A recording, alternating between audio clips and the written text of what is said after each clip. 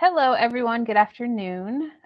We are welcoming you to Breastfeeding Supports in the Classroom, a discussion on activity planning and curriculum as a part of the Building Blocks for Breastfeeding Friendly Childcare Learning Bursts. My name is Shauna Daniels, and with me is Kathleen Anderson, and we're from Breastfeeding Friendly Communities. Let's go ahead and get into it. Kathleen, do you want to say hi? I waved, but yes, hello everyone. Looking forward to talking with you today. So just quickly our agenda so you get to see it. We always have a welcome. We have a discussion really quick or a video that we watch that talks about why we want to normalize breastfeeding, why it's important.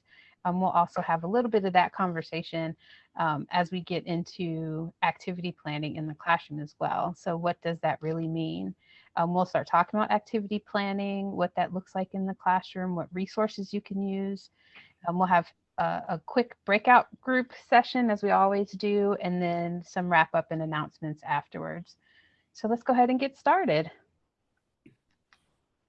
So as we always start these sessions with this community video, I think it's really important for us to share this. It's from the Kellogg Foundation, so I'll go ahead and share it. Is there a place where everyone, regardless of race, economic background, or gender, grows up with the opportunity for good health, a good education, and a good job? This place is not in our heads, but in our hands.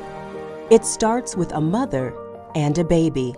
Actually, it can start with all of us. It can start with you. When you support a woman's health long before she chooses to have a baby, and when she gets pregnant, you help her receive excellent prenatal care close to her home, where you explain why breastfeeding matters in a manner and language she understands. Before she gives birth, in a baby-friendly hospital you helped establish, where you help her breastfeed her baby right away, allowing her to bond with her baby, who breastfeeds well, and you're always there to help. When this mom and baby go home, you help them some more, and her friends and family do too.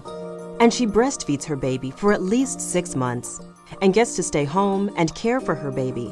And her partner gets time too, because they have paid family leave, thanks to your efforts that made it the law.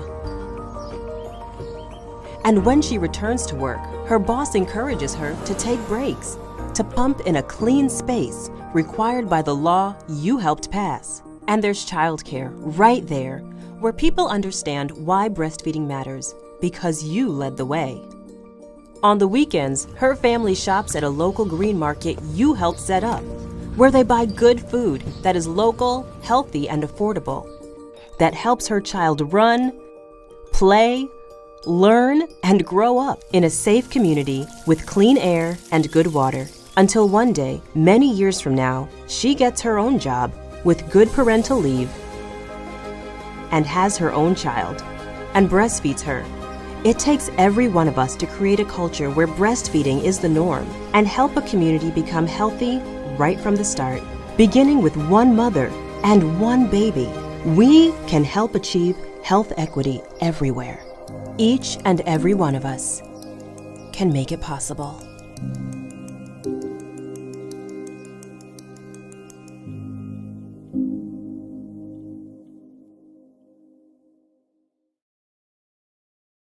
When we were talking about the breastfeeding friendly childcare designation that is either local or state based, there's one standard specific to curriculum that we want to talk about. So just one of the things that if you're doing the application, you need to know that you have to show how you're doing these things. And so that standard just says that you're providing interactive and developmentally appropriate learning opportunities that normalize breastfeeding for children in the program. So that's going to be having a list of activities and materials that are consistently in the classroom. So games, storytelling opportunities, books, toys, all kinds of things.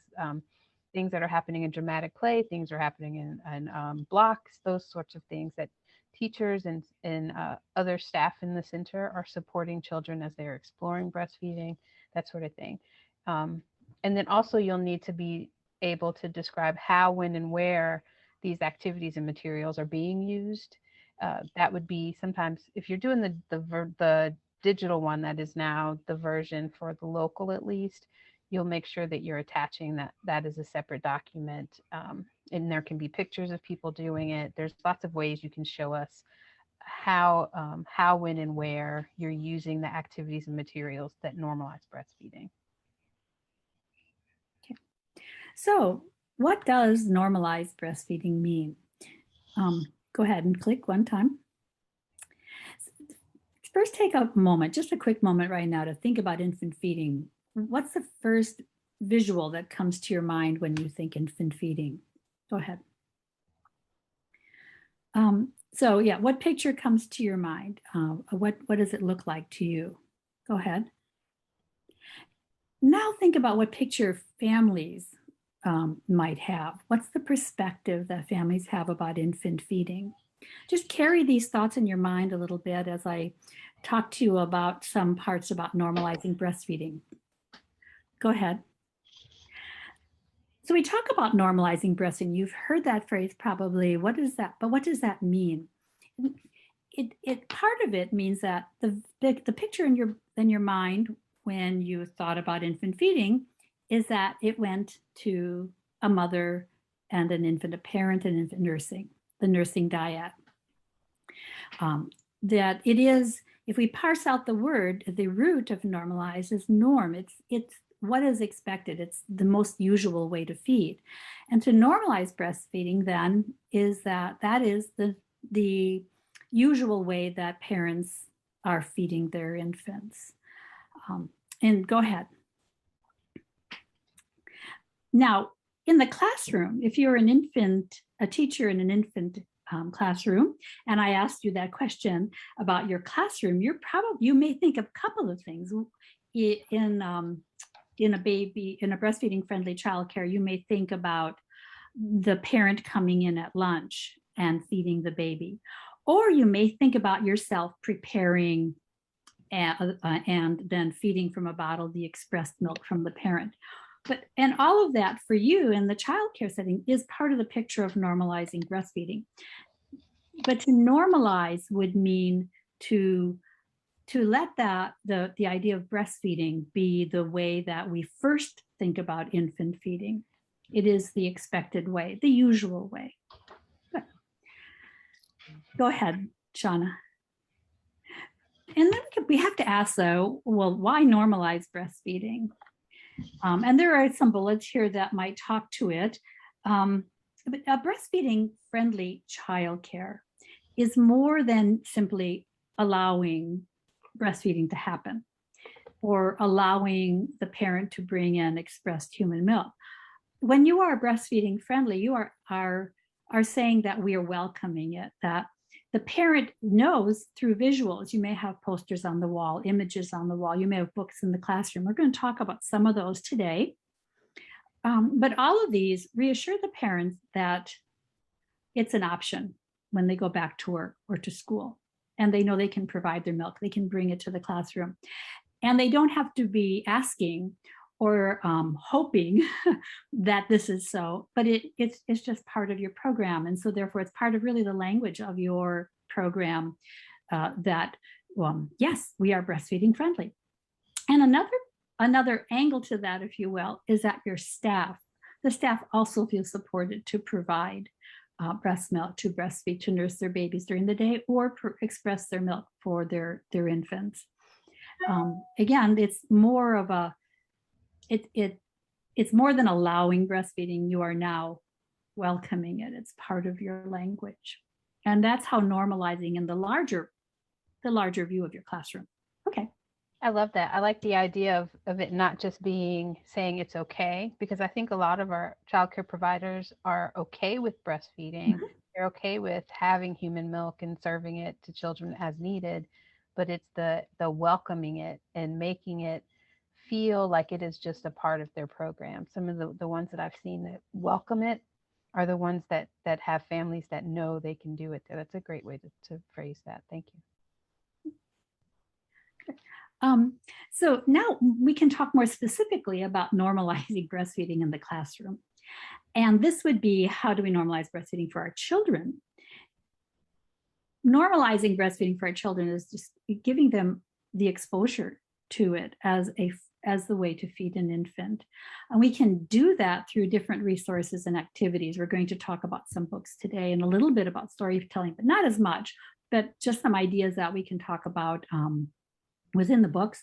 We'll look at some toys and other materials. We're going to look at some ideas for maybe a longer term activity, a lesson plan, and then a little bit about videos. All of these will give the child the opportunity to see the nursing couple together. If they don't have the visual, if they don't see it, then it does not become normal to them. If all they see is parents not breastfeeding, then it would not become normal to them. So we're going to help them by giving them exposure. And we're going to do it through these ways. Okay. So I would not be my community college teacher self if we didn't talk a little bit about how activities should be planned and what the developmentally appropriate practice is for that. So just taking a quick second to talk about something that's common across the state, and that's our foundations for early learning and development. I call it NC-FELD, but it's our common core. It is our standards for children's learning and development. And so there are some, because everyone is required to have these on their lesson plans, you need to align your lesson plans with NC Foundations anyway. I thought it would be helpful to show some of the different areas or dimensions and domains that that NC-FELD connects with, allowing children to explore breastfeeding in the classroom in different ways. So approaches to play and learning 1 and 2, where they're showing curiosity and interest in the world around them, and then actively seeking to understand that world. So we're providing them with materials. Like in this picture, this young girl has a baby, and that baby becomes the way that she is going to actively seek to understand what breastfeeding looks like and feels like from a different perspective, right? So she may have seen someone else, her mother or someone else, breastfeeding, and is just mimicking what they do. It's just doing some of that dramatic play that we know they do. Emotional social development, both 2 and 5, where where children are expressing positive feelings about themselves and confidence in what they can do. So they start to understand themselves more when they can practice doing some of these things. When they see it in a book and they know that they were breastfed, it makes them say, oh, okay, so it's not just me. I am an important person because it also happened. This thing also happened in a book. And that books are so amazing for transforming children's understanding of the world. But there's also this opportunity to demonstrate the social and behavior skills needed to successfully participate in groups. So again, they're practicing what they've seen in a book or what they've heard from a teacher or what they've seen in their families. Health and physical development 1 and 7. This is talking about healthy eating habits and awareness of their needs and their ability to communicate their needs. Think about toddlers and how they're transitioning sometimes from breastfeeding to table foods and then to actually serving themselves. All of those things go together. And so understanding that is a part of the process as well.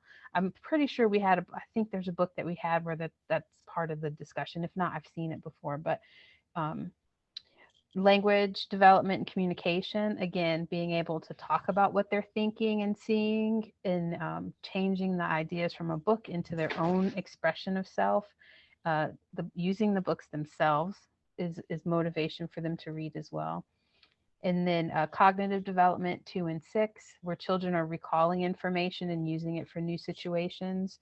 So you may see, I remember this video of this little girl who was sitting on the couch and she was holding her smaller sibling and was trying to breastfeed the child because she had seen it so many times. Like I think we see videos like that every once in a while in social media, but also demonstrating their knowledge of relationships and roles in their families, in their classrooms and in their communities as well. So there's definitely some place in our developmentally appropriate practice for incorporating breastfeeding into the activities and curriculum in our classrooms. We'll talk a little bit about books, or we're going to talk a lot about books actually. And one of the things is how to choose a book. And there's the first statement here is really something that we're doing, I think, all the time for all the books that we choose for our libraries. And that is ones that reflect the diversity of the families in our community, in our in our classroom community, but also in our greater community, in our broader community. We want to make sure that all families can feel that they can see themselves, or all children feel that they see their families, if you will, in those books. We also look at books that will normalize breastfeeding. They don't always have to be about the topic, right? They don't have to always be about breastfeeding. And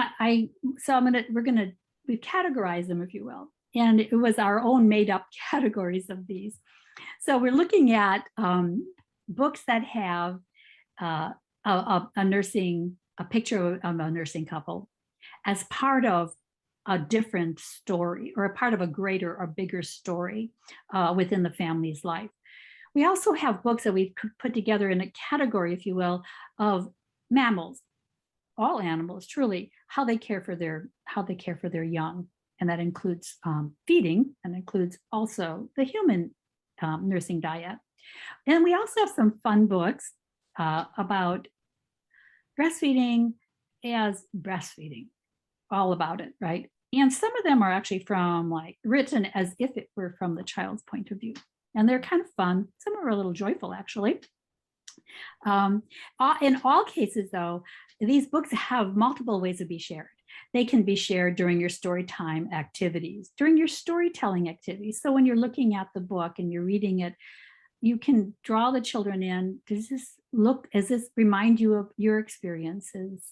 Telling stories about their own experiences of feeding when they were young, or their younger sibs. It's also, they should be available. We hope that they can be available, depending on how your classroom is structured, for children to enjoy on their own. So it can be a group activity, or it can be an individual activity. And some of the books you may find lend themselves more to one than to the other. We can use them in both ways, though. I will definitely chime in here and say Yes. in Eckers, and opportunities for children to get materials on their own get you more points. So you're doing more for allowing the children to do more self-care and being able to find things on their own, but also having books that you can read to small groups of children that aren't necessarily the larger group. Sometimes you may have a couple of children that are about to be older siblings, and reading one of the books about their younger sibling, where the story kind of goes around having a new sibling and what that looks like as well, could be incorporated, and you could be helping the child a little social emotionally as they transition. We can move on to the extra categories now, but I wanted to say that within these, I'm going to give you a couple of avoid books that type statements, and we'll do that more as we go into this part now. So one of the first things is to show breastfeeding as part of a story. The picture is for a book called Tucking In, which has a lovely picture of actually I have it right here. If you don't mind, I'm going to try to show my picture into the screen. But the picture is, all the pictures talk about an animal that likes something. And this one is, the lamb likes warm milk. And it's a flat book. So you open it up and it says, me too. I have to make sure it did. And it's got a mother nursing her infant. So it can be something like that. But the book itself talked about other things too, like they like to eat crunchy food, or they like to eat oat food. And it's always me too, the crunchy food. The child is eating a carrot. So it isn't necessarily just focused on nursing. I want to focus on the will there be a lap for me, if you're able to get it. And all of these books at this point right now, are available online. Most we found available online. Some may be available either at your local bookstores or at your local libraries. But Will There Be a Lap for Me is a fun book. And Shauna had just mentioned that books can be about older siblings, or can be for older siblings who are who know that a new family member is going to be joining the family. And that's the story, Will There Be a Lap for Me, as you can tell by the title. If you aren't aware of this book, let me tell you just a little bit, is that, of course, as the mother who is pregnant, as the baby grows, her lap becomes smaller and smaller. And the older child's focus is on, will there be a lap for me? This is an insecurity here, not sure how this is all going to work. But the baby is born, and it all resolves itself. But there are many different parts of the day in the life of this new baby. And one of them is feeding, and the child is lamenting that the baby is eating all the time. And there's a picture of the mother nursing the baby and is nursing, but she draws the child in and said, of course you can come sit with us. We want you to be a part of our lives. And so you can see the child is drawn into the picture. But the story, the main character story, this, if you were looking at what ideas of the story, it's about, will the child still have a place? And this book is great, not necessarily for little ones, but think of your 3-year-olds, your 4-year-olds, your 5-year-olds who may be expecting a new baby in the family. It's a lovely story about that experience and those insecurities, but it also has a picture of a mother nursing her baby. So there it is, normalizing breastfeeding as the way to feed the baby. And the picture is actually showing this baby eats all the time, something like that. Mm-hmm. And if you're uncomfortable talking about nursing, you just need to read the text and you can move on. But you may have someone say, oh yeah, my sister does that all the time, or my little baby brother does that. You may get that, and you can bring that into the story. But you don't have to if that is not where you're comfortable with it. If there are other children who aren't, and you might feel like you don't want to single out a certain feeding, you can just simply read the text. And that's a great way, though, for these children to get started and normalizing breastfeeding. And all of those books in this particular little category here that we have pulled out are that sort of a book. There's just a little bit of text about feeding, but it's part of a bigger story. And would you say that these are good books to start with if you've never done anything with books or curriculum in your classrooms? This is a good place to start for centers or programs? If you're feeling tentative, right, about maybe introducing breastfeeding to the class, you're not sure how this is all going to work. Yes, I think these fit in all places because they are telling a larger story. But absolutely, if you're trying to normalize breastfeeding, there is it's a gentle way to normalize it in. I'm trying to think it slipping it into the life and times of the family. So yes, I think it's a very gentle way to bring it in, and you can bring out as much of the feeding part as you want, depending on your comfort and the comfort of your class. And we have gotten some comments back from other of our series here about, families, the challenges families are not they're not comfortable talking about breastfeeding. Mm-hmm. So we introduced these books because it's not talking about breastfeeding. It's simply a part of a larger story. And we hope that that's a good way to start. Yeah, thanks, There's Shauna. a good way to say sometimes some other families may not do this, but this is the way that we're made to do it. Or mm-hmm. to say that some families do breastfeed and getting a little bit of exposure in there without feeling like you're upsetting anyone. Exactly. And the emphasis is on the life and times of the child. Right. So now we have books about caring for how adult animals care for and feed their young. And these are books that can work in two ways. I'm sure your mind is thinking right now, great, I could use these books we're doing, your class, the children in your class may have decided that what they want to learn about are animals in the wild. So you can get some of these books. You're going to talk about how animals feed. And all of the books on this list include seeing a human feed their infant, nurse their infant, along with different animals and how we fit into this larger world. Some of the books here come in board book type, so you can use them with the littler children. And some of the books are, looking around my office right now, are paper that may be more appropriate for older kids or for group reading rather than however your class works it.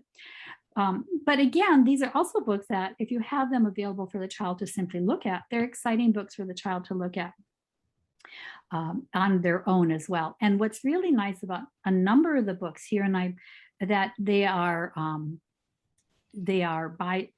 bilingual in Spanish and English. So if that is something that you want to make sure that you remember to bring out in your book selection in your class, we've got some options here for you. We Like to Nurse books are really cute, and they're just pictures of different animals they're mammals, and they're all nursing. And the last page is a human, mother and infant. And it's similar for all of these. Some of them, though, talk about other animals as well, non-mammal animals. And so you might find that these work for a long lesson plan that maybe is covering a week or a couple of weeks of learning about animals, or it could just simply be a story that you read at one sitting. I'll also chime in and say, Itters and Eckers, having books about animals is part of your science, the science points that you get. So remembering that having the diversity of books is really important. And so having books about animals actually gives you credit for science as well in all classrooms. Nice. So I am going to give you an avoid here. And that is to avoid books of animals that depict animals, parents giving bottles to animal infants. That is not animals in the wild or in nature. And I think often our books show animals, sometimes they're cartoon-ish books, and they personify them. There's a word for that, but it's not coming to me, but they're making them like as if they were people. Avoid those, because that takes away the science, first off, but also it takes away I think that the fact that this is the norm for that animal is to feed in that way.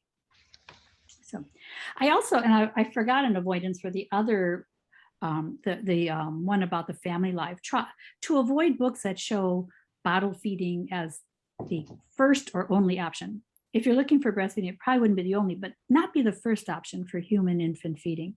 Always look for those that emphasize or show the nursing as the norm. Okay. Right. So animals, I like these animal books. The Mama's Milk, is actually one that I share with centers whenever we talk about different books. And I think it is the Mama's Milk by Ross, not the Brown one. So I don't think I've seen My Mama's Milk by AJ Brown, but I want to see that one. All right, let's go to next. Yeah, I love those too. And the Cuddled and Carried is actually so sweet as well. Talks about, what animals do, and then kind of reflects on what we as humans do. Yeah. So these books, this list is all about breastfeeding, as the title says. So these are books that speak to maybe a child's experience as written by an adult, in their perspective, what the child would have. I did learn the Mama Feeds Me All the Colors through the Orange County Partnership for Young Children. And I think when you were talking about nutrition, Shauna, this would be one that I have not had a chance to touch it, feel it, and open and read it yet, but it is a book that talks about how the human milk tastes like, all the things that Mama's eating, and it's kind of a nice one to, I think, to talk about that nutrition component. Mm-hmm. I mean, in certain age groups are talking about what they're eating all the time and what colors they are and all that sort of thing. So definitely goes along with the conversations about healthy eating and healthy habits. And it's a nice one to teach a little bit of, I think we learn a little bit about, golly, I didn't realize that broccoli might, impact the flavor. What a nice, interesting thought, right? But yes, the Mama Feeds all the colors. And I think that's a great one. Breast Milk Makes My Tummy Yummy. Those are books that are really about, written as if it were from a child's perspective. So where these books, I thought, especially if you're really tentative, or it may not be right for your classroom right now, but it might be something that you would introduce to the library that the children can take books out and read on their own during the day place. Because it might not be the experience of every child in that classroom, but it could be the experience of one or two of the children, or hopefully more. And that's the goal here, is that we'll have more children with these experiences. But if it is that experience, it's kind of nice for them to go, yeah, I remember that, and I think, so it has a nice place. If you don't want to read it to the class as a whole, it certainly would be lovely to have for individual reading. Now we're going to move a little bit off of books, which are great materials, but here are some other materials that you might think about for your classroom. And if you have, and I think the word was dramatic play section, right? Might have food there and dolls. One of the ideas that we have always promoted during a lot of the trainings that I've done in the past has been, well, first off, that the dolls reflect, again, the diversity of the children in your community, in your classroom community and in your broader community. And then within that, maybe you don't have, there isn't a bottle for each doll. There are dolls here without bottles.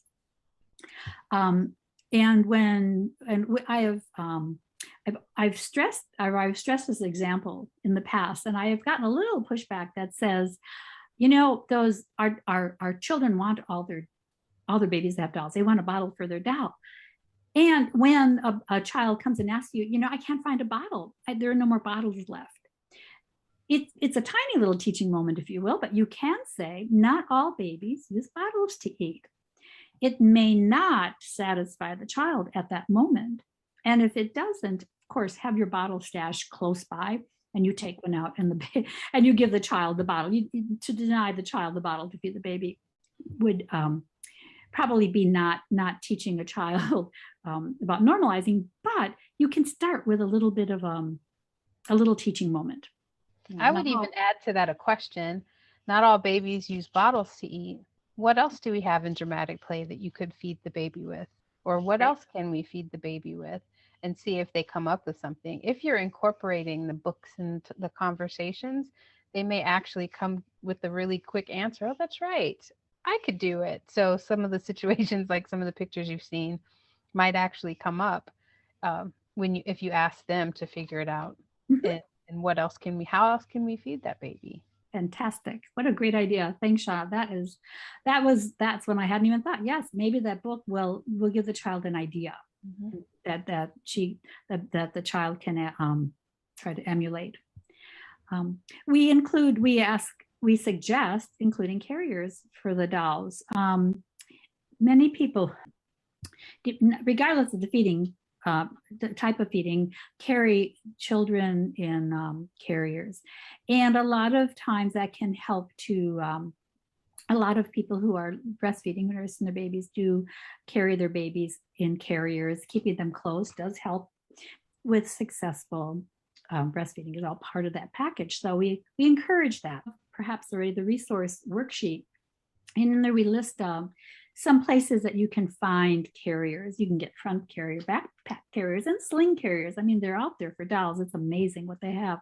They're not real hard on the budget. Some of the links that we found were not too bad on the budget. If you're interested in that, adding that to your repertoire. I have an idea for that too. And I only know this because I took care of my friend's 2-year-old not too long ago, and she wanted to carry her unicorn. And so I used one of her blankies and just wrapped it around her body, not too tightly, but just enough to hold the unicorn in for the 20 steps she took before she wanted it off. But using pieces of material and probably for younger children, you would need to help them wrap it around them. But, you know, there's so many different wrap kind of carriers as well, that the slings kind of thing that might work as well. And it might be less expensive than buying the carriers if that's an issue.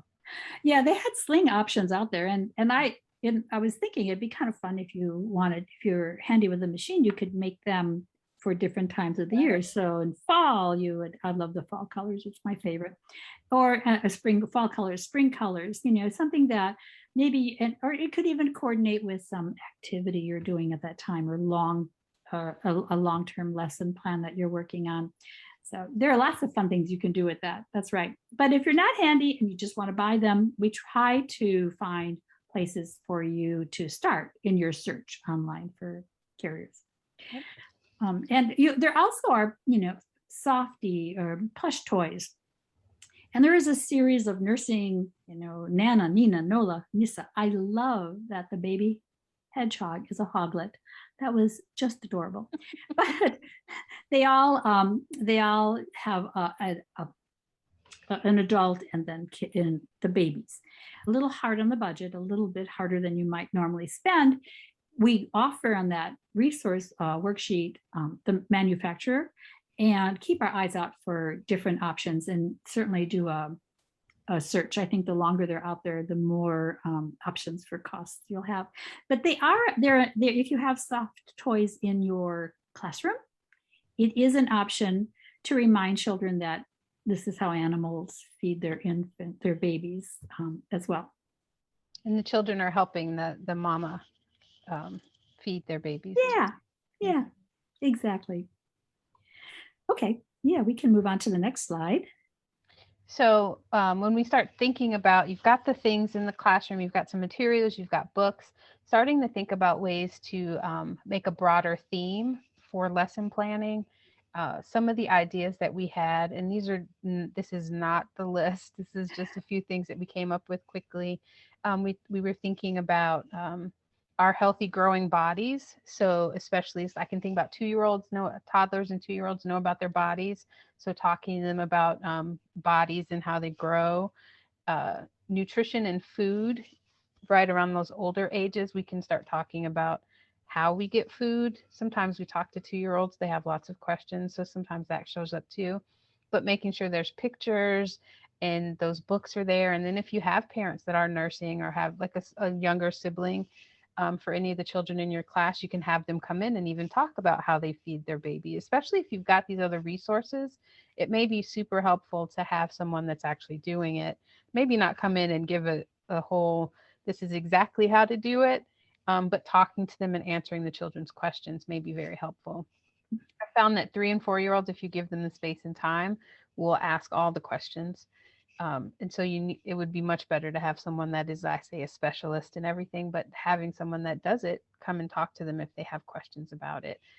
There's actually a picture, I think, earlier in the slideshow of a mother that's in the classroom with toddlers, and she's breastfeeding. And while the children are kind of moving around the room, and 2 of them come over and they're just kind of watching and asking her to read books at the same time. But incorporating those opportunities for parents, breastfeeding families to come in and actually talk to children may make them more comfortable as well, because that means that you really are making it a part of the nuance of your program. And then that last one, the mammals and how they eat. I think we all know that children love learning about animals. So we've mentioned it a couple times, haven't we? Yeah. Never a dull moment with the animals. So figuring out how you can incorporate that too. I mean, I've had children start talking about birds, and then by the end of the month, we're talking about mammals, and we've talked about how all of the different animals feed their children. But really making sure that when you're coming up with themes, that you're not just throwing a theme at the children, but that you know who they are, you know what they're interested in. And once it starts coming up that one of these things may be something they're interested in talking about and exploring, that then you're incorporating breastfeeding into it. So always keeping an eye on making it child focused and not just something you throw at them. They're not going to absorb any of it if you're not making it something they're interested in as well. Right, exactly. But animals, I think, have always, seems like that's one that the older ones are always interested. Always. And I love the idea of bringing a parent and the nursing infant to visit the class. And if it can be that the parent is there long enough, the normalization, showing that the baby is eating, even as she's reading a story to a child. And now these are really, I'm thinking COVID, right now, it may not be, these are easy things to do, to have a parent and child coming in. But when they are able to, please consider that. I think that really brings the how normal it is to be able to do that into the picture. And I would even say for COVID, 3 and 4-year-olds, preschool, pre-K, they would be open to doing, I'm pretty sure they'd be open to doing a Zoom with the parent if you can't have the parent come into the classroom, if that's not something your program's doing right now. But something that made me, I just thought about it, talking about people that can't come in.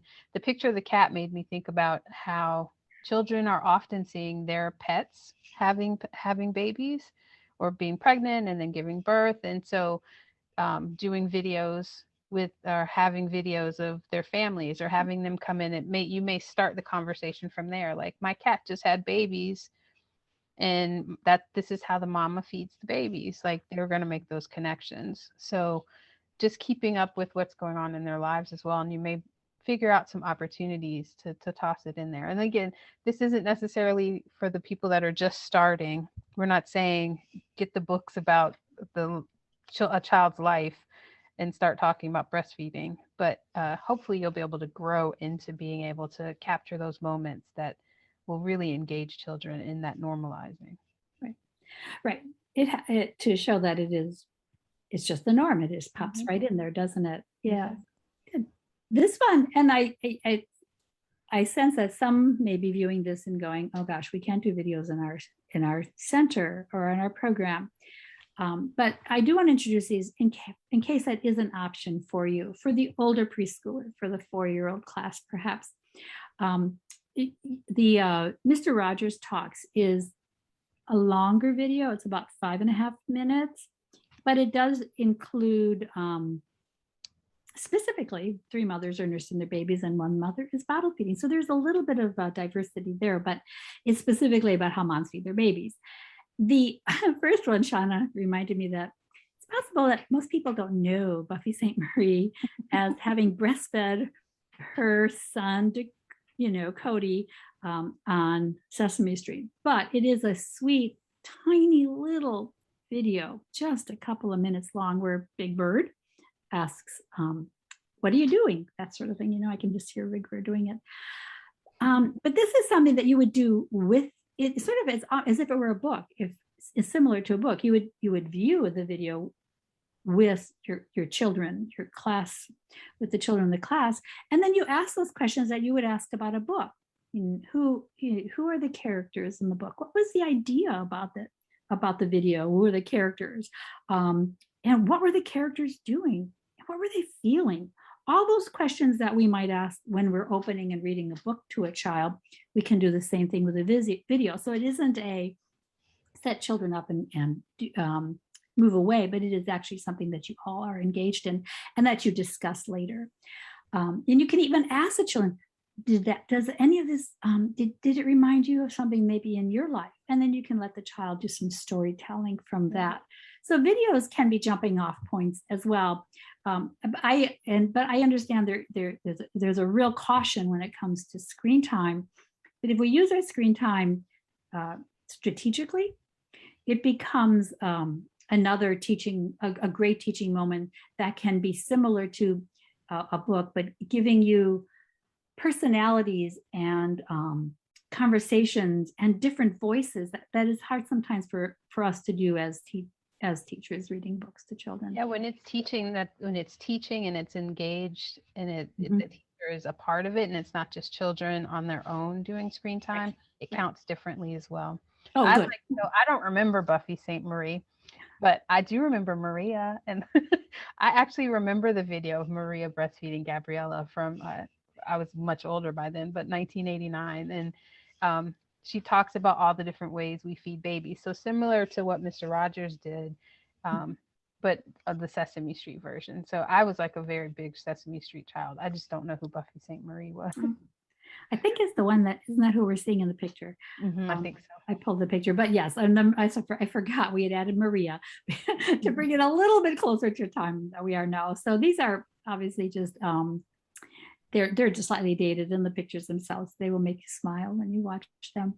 But it does, and it's good to know that that using them as jumping off points for discussions and for extended story time is really is good to know, because I think that video sometimes can give you is much richer in character development, if you will, because you have different people coming and going out. But it's just a different thing to use. And again, no controversy. We don't want you to think you have to use that if it's not approved in your center, your program. It's just an option that we offer as an idea. Just in case something else. I mean, even showing it to teachers so that they can have some of the words to use might be helpful. So if you have a teacher that doesn't know how to talk to children about all the different ways we feed babies, watching one of the videos may give them some ideas of just the verbiage to use, or ways to present it that don't feel like you're making all the children go breastfeed babies, like the babies in the classroom, or something more traumatic than that. But I think that and I like them. I could watch Sesame Street now, and I'm way older than their group, but okay.